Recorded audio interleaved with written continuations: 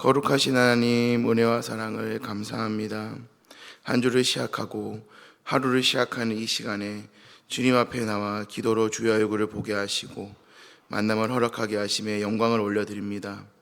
오늘도 삶 속에 겸손한 마음과 충만한 기쁨이 넘치게 하시고 하나님께서 인도자가 되어주셔서 하루의 삶을 이끌어 주옵소서.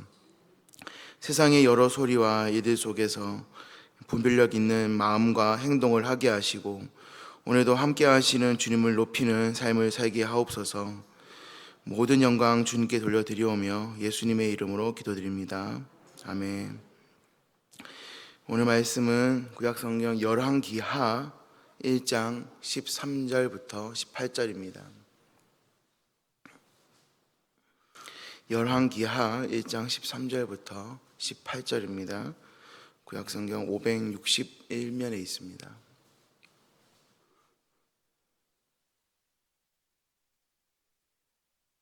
열왕기하 1장 13절부터 18절까지 교독하겠습니다. 왕이 세 번째 50부장과 그의 군사 50명을 엘리야 앞에 이르러 그의 무릎을 꿇어 엎드려 간구하여 이르되 하나님의 사람이여 원하건대 나의 생명과 당신의 종인 이 50명의 생명을 당신은 귀히 보소서.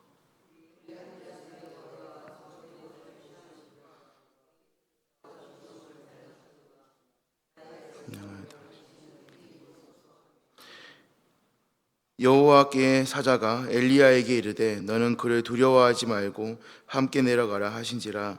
엘리야가 곧 일어나 그와 함께 내려가 왕에게 이르되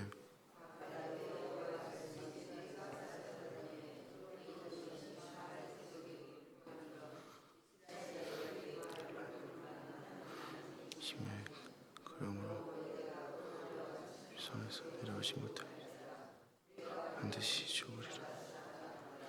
왕이 엘리야가 전한 여호와의 말씀대로 죽고 그가 아들을 없음으로 여호와람이 그를 대신하여 왕이 되니 유다 왕 여호사밧의 아들 여호람이 둘째 해였더라.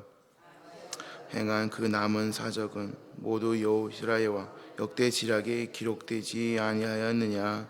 아멘.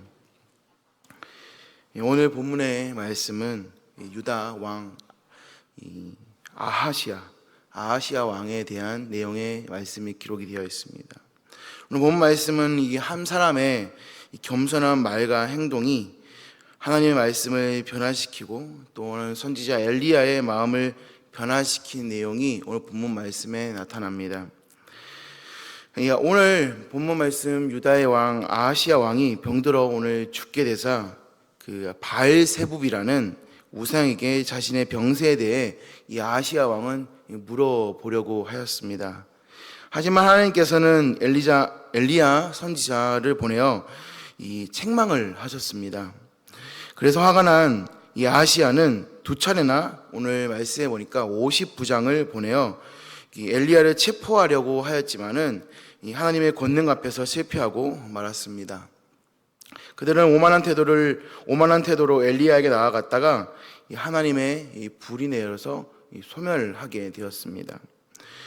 그러나 세 번째 50부장은 앞서 두 명의 50부장과 완전히 다른 태도를 보였습니다. 그는 엘리야 앞에 무릎을 꿇고 겸손하게 간청하는 모습을 오늘 본문 말씀에 보면 보입니다. 세 번째 50부장은 무엇이라고 오늘 본문에 보면 간청하고 있는지 보면은 오늘 본문 13절부터 오늘 본문 말씀 읽은 말씀에 보면은 이렇게 말씀하고 있습니다. 왕이 세 번째 50부장과 그의 군사 50명을 보낸지라. 셋째 50부장이 올라가서 엘리야 앞에 이르러 그의 무릎을 꿇어 엎드려 간구하여 이르되 하나님의 사람이여 원하건대 나의 생명과 당신의 종 이 50명의 생명은 당신은 귀히 보소서 말씀합니다. 이 말을 들은 여호와의 사자가 엘리야에게 이렇게 말을 합니다. 그와 함께 내려가라. 그를 두려워하지 말라라고 이렇게 말씀을 합니다. 결국 엘리야는 그 말씀에 순종하여서 함께 내려가서 왕을 만나게 됩니다. 그리고 하나님의 심판의 메시지를 오늘 유다의 왕이었던 아하시아 왕에게 전달합니다. 그래서 오늘 말씀 16절 말씀에 계속적으로 이어서 보시면 이렇게 전달하고 있습니다. 여호와의 말씀 내가 사자를 보내 에그로의 왕 바알세붑에게 물으려 하니 이스라엘이 그의 말을 들을 만한 하나님이 안 계심이냐. 그러므로 내가 그 올라간 침상에서 내려오지 못할지라 내가 반드시 죽으리라 하셨다 하니라 라고 말씀을 합니다. 이것은 어떤 것을 뜻합니까? 하나님을 올바르게 섬기지 못했던 아하시야 왕, 하나님을 올바르게 의지하지 못했던 아하시야 왕은 결국 침상에서 내려오지 못하고 죽을 것이다. 이렇게 엘리야 선지자를 통해서 전달하고 있는 것입니다. 하나님께서 선포하신 말씀은 아하시야 왕에게 그대로 이루어지고 있습니다. 결국 오늘 말씀 17절에 보시면 이 아하시야 왕은 죽게 되고 그의 동생인 이 여호람이 이 왕이 됩니다.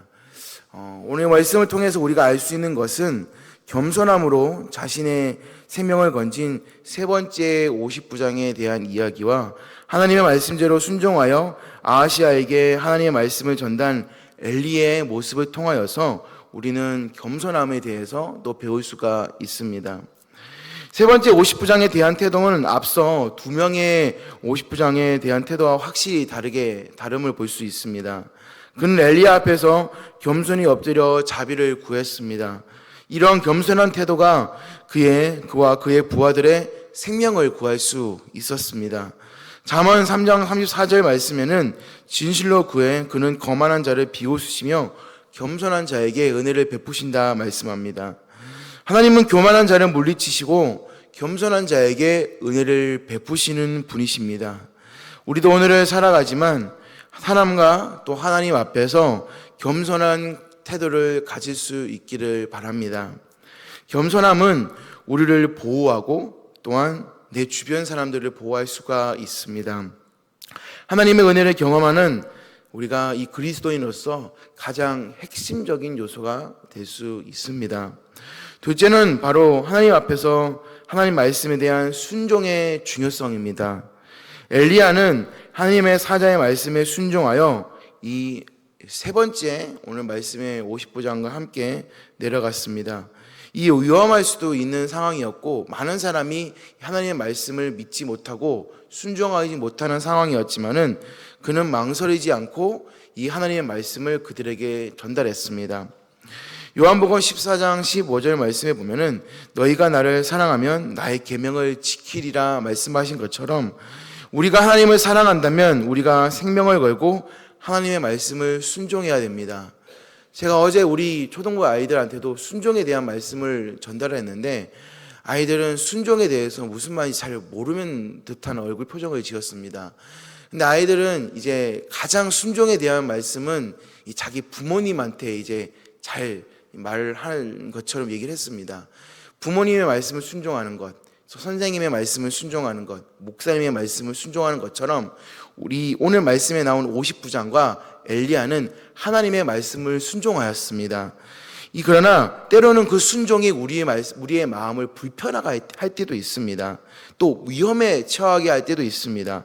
하지만 이 순종이라는 것은 우리의 믿음과 하나님의 사람들 앞에서 그 믿음을 증명하는 가장 확실한 조건입니다. 그리고 그 능력을 경험하도록 한다는 사실을 우리는 믿으시기를 바랍니다. 세 번째로는 하나님을 의지해야 한다는 교훈입니다. 아하시야 왕은 병들었을 때 이스라엘이 또 하나님의 능력이 아닌 이 바알세붑이라는 다른 우상에 대한 것들에 대해서 자신을 의지했습니다. 그 아하시야의 이러한 모습은 하나님의 보시기에 큰 죄가 됩습니다. 우리는 인생을 살아가면서 내가 힘들 때도 있고 또 물질적으로, 경제적으로, 관계적으로 분명히 힘들 때가 있습니다. 그럴 때마다 우리는 주님 앞에 나와서 하나님께 의지하는 마음을 품어야지 다른 것에 의지하는 마음을 품어서는 안 됩니다. 그 때문에 아하시야는 주님을 의지하는 마음을 품지 못하고 오늘 말씀에 죽게 됩니다. 그러나 시편 146편 3절 말씀에는 군왕들을 의지하지 말며 도울 힘이 없는 인생도 의지하지 말지니라고 말씀합니다. 우리는 인생의 어려운 상황에 처했을 때 종종 하나님이 아닌 다른 것을 의지하는 마음을 품을 수도 있습니다. 돈, 권력, 인맥, 자신의 능력 등을 의지하려고 합니다. 이런 것들은 결코 우리에게 참된 만족과 도움과 구원을 줄 수 없습니다. 우리가 겸손과 순종으로 하나님을 의지하며 살아간다면 하나님은 반드시 오늘 우리의 인생을 살아가는 귀한 성도들 앞에 놀라운 은혜를 주실 줄을 믿습니다. 세상에 어떤 어려움과 도전이 와도 우리와 함께 계시며 우리를 지키시고 인도해 주시는 분은 예수 그리스도 한 분이심을 오늘을 살아가는 성도들 가운데 믿으시기를 간절히 바랍니다. 이 말씀을 오늘 깊이 새기시고 오늘 우리의 삶에서 실천하며 예수 그리스도를 깊이 묵상하는 귀한 우이동교회 성도들이 되시기를 간절히 바랍니다. 그리고 그 풍성한 은혜를 누리시고 그 사랑을 깊이 알아가는 귀한 오늘 성도들이 되시기를 예수님의 이름으로 간절히 바랍니다. 아멘.